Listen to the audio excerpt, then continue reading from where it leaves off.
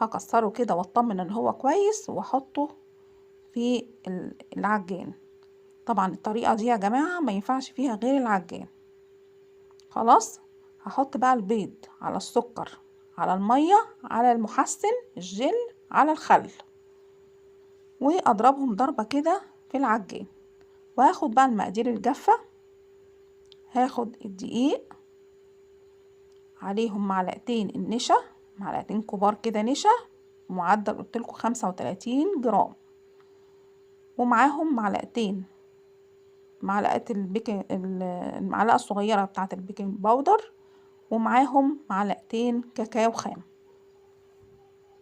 خلاص، هاخد بقى المقدار ده اللي انا ضربته شوية كده في العجان، وهاخد المكونات الجافة كلها وهنخلها كده هوت بالطريقة اللي حضرتك